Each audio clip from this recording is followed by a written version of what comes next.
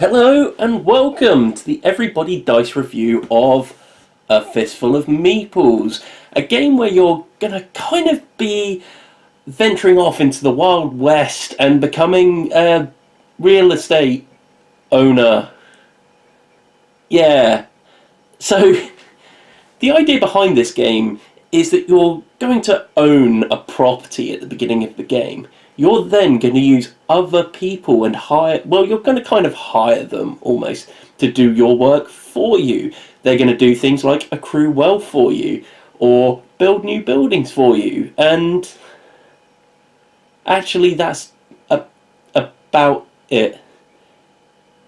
So, A Fistful of Meeples is a game for between 2 and 4 players. And what you're going to be doing is trying to get as high a score as possible. Great. That's nothing original. However, what you will be doing is using a mechanic that is over 1,000 years old in terms of board gaming. It's something called the Mancala mechanic, and it's not the first time it's been used in board games, but I'll get to that a little bit later. What you're going to do is you're going to choose one location on the map on your turn. You're going to pick up everything that's in that location, and then you're going to place them in a line either clockwise or anti-clockwise from the place where you took them around the map one by one.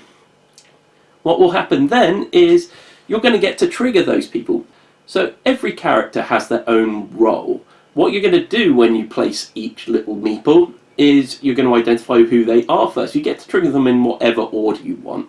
So the first guy you've got is the miner. What he's going to do is, if you own the establishment that he's currently positioned at, when he goes in, he's going to allow you to go into the bag a number of times.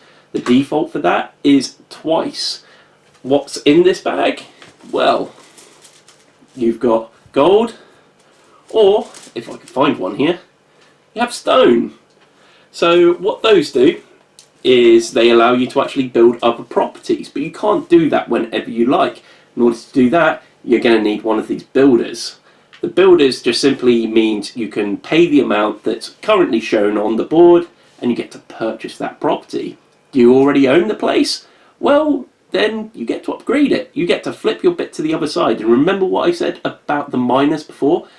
In an upgraded building, they get to take 4 items from the bag. Okay, so there are 2 more roles in the game. You have outlaws. What they will do is, if you put them in a building which has any miners in there, they actually get to go into the bag twice to replicate them kind of stealing from them. And then finally, you have the lawmen, the little blue guys. What they're going to do is they're going to arrest any outlaws that are on the current space, and they're going to throw them in jail. They're going to get to go into the bag twice, and then you're basically done.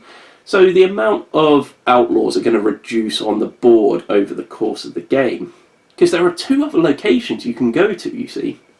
You have the saloon. In the saloon you will find this little purple woman, and what she's going to do is she's going to go into a singular location on the map. You can put it wherever you want on there, and she is going to take all of the builders that are in that location and put them in the saloon, taking 1 item from the bag for each person she's put in there. You also have the jail, which is where all your outlaws will be going. So someone is going to be able to take a handful of outlaws, pick anywhere on the map where you're going to start putting them down. Again, you have to obey the rule of placing them in a clockwise or anti-clockwise order. You can't go forwards and backwards. You put them there, and hell, you can rob multiple miners in a single turn by doing that, but there is a caveat to that. See, when you do that, you're going to be taking one of these dynamite cubes here, and that then is going to go into your black bag. And from then on, you can actually draw the dynamite.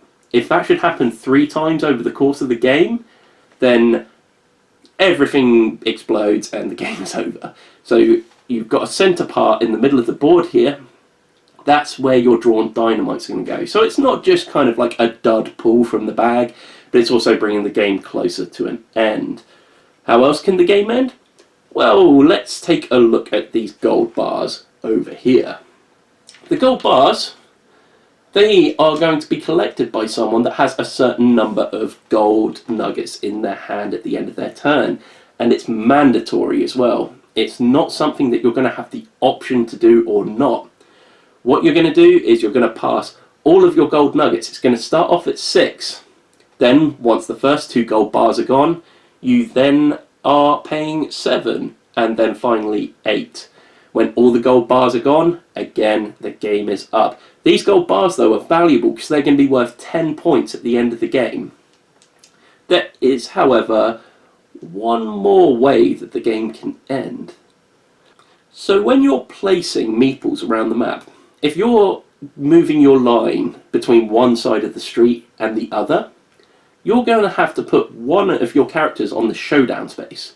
Everyone has one of these showdown tokens. That's going to go on there along with the meeple that was placed there. They're going to represent someone that you're backing in a duel against someone else. When does this happen? When another player puts a meeple on the opposite side of the street. They're then going to have a shootout. The shootouts actually aren't the most thrilling thing in the world. The 2 players simply roll a dice, and whoever rolls the highest amount wins. There is kind of a prioritising list which is listed at this side of the board here. So the lawmen are the best, followed by the outlaws, followed by the miners, followed by the workers. The person who basically outmatches the other one in terms of that list of priority, they get to re-roll the dice if they want to. Then it's simply whoever wins gets to basically take an amount of things out of the bag, again as listed on the side of the board, with the dead meeple making their way into the graveyard. So this completely wipes one meeple off of the board. What happens then? Well, if they're the 6th person to die, then again the game is over. However, otherwise the game just carries on as normal. But you do realise that you're starting to lose a number of meeples.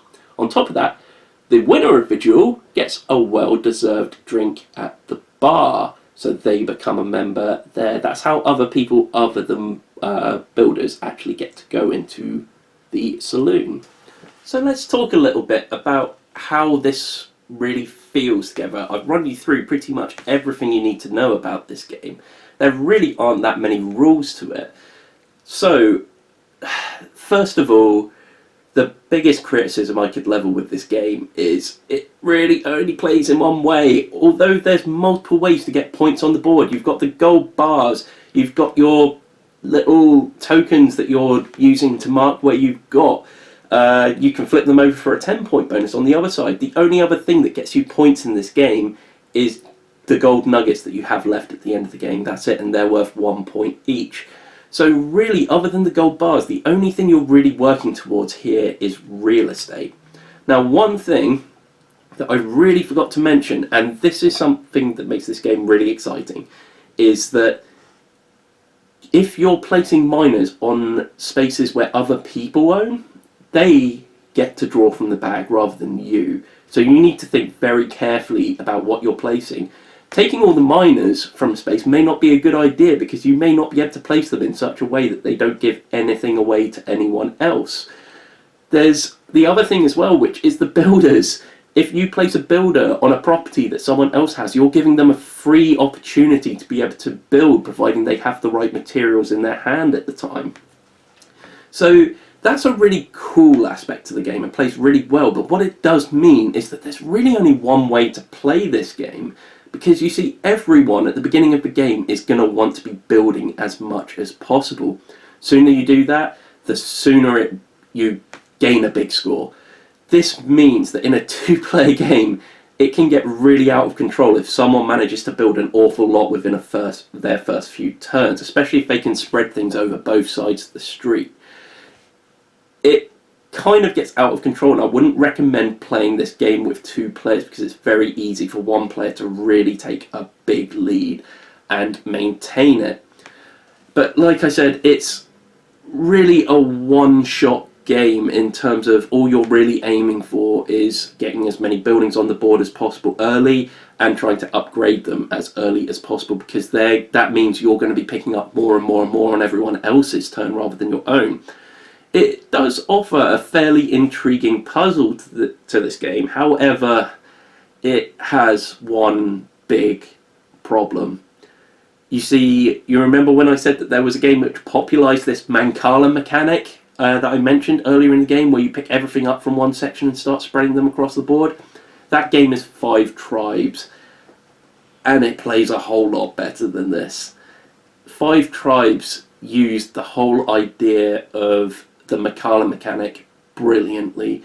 It actually becomes a Rubik's Cube of a puzzle where you're picking stuff up. You don't want to leave things in certain places because it gives other players advantages. Because the aim of that game is, once everything's gone off a square, you claim it. So you're really thinking, what can you leave for everyone else where they're not going to be able to take everything off a square on the board to claim it? But also the actions themselves, you can kind of try to snooker someone else almost, or give them something that won't be as beneficial to them. Whereas this game actually feels very one note. However, what I am going to say is that it's a little unfair to compare this to 5 Tribes. Because 5 Tribes is a big box, medium weight game, whereas this is a small portable box with a very light gaming mechanic to it. So really, it is unfair to compare the two, because they're appealing to completely different catchment areas of gamers.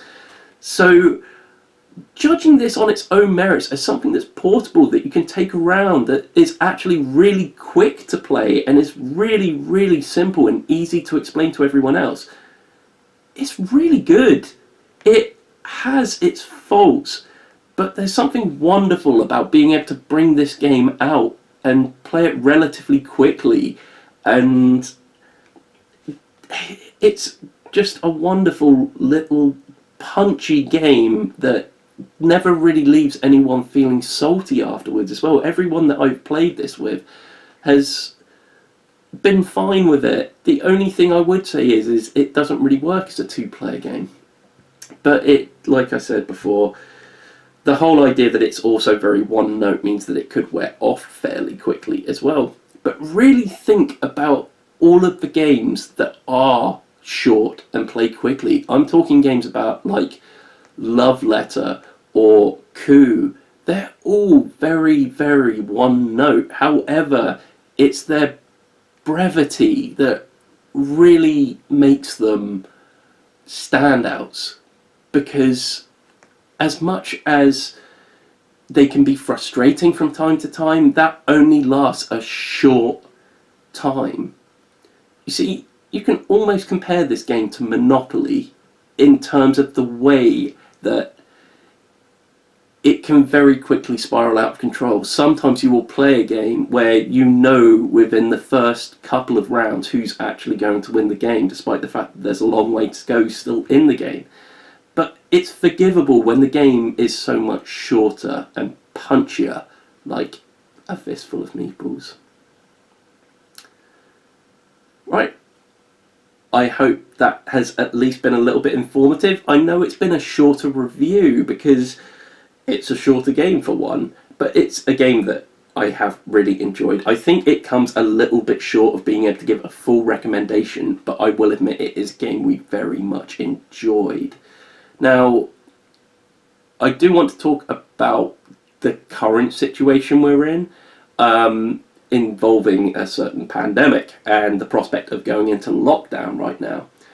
What we've done is we've finally opened our Patreon Discord chat, and we are not at the moment just opening up to our patrons, we're also opening up to everyone, because at the moment, if we go into lockdown, people are going to need an outlet or something like that. So we really implore you to come along, and we're going to try and make the time for myself, Daryl and Ian to all be online at the same time. We've been running a wrestling RPG, so that's been a lot of fun. So if anyone watching this wants to join in, probably the best place you could go to is probably our Facebook page, because that's where we generally seem to advertise when we're going to be online, when we can be around to chat with you guys. We really hope that all you guys out there are staying safe. We would say any patrons that we do currently have, we would say right now, if you guys did want to withdraw from being patrons at this time, please do, because we're all going to be struggling financially for a little while. So we completely understand that kind of situation with it. We don't want to push our Patreon at the moment because, again, everything is kind of in flux at the moment. Hopefully, once this is all over, you guys will come back if you're still enjoying what we're doing. Like I said, we have got a Facebook page. I think if you just search Everybody Dice on Facebook, you can find us there. On Twitter, you can find us at Everybody Dice, and on Instagram at Everybody Dice Show. Also, if you want to read up on more of our stuff, you can find all of the stuff we've got in one place at www.everybodydice.com. Apart from that, we've got loads of videos. There'll be some on screen right now. Please like, share, comment and subscribe, and hopefully we'll see you all on the other side of this. Till next time, bye!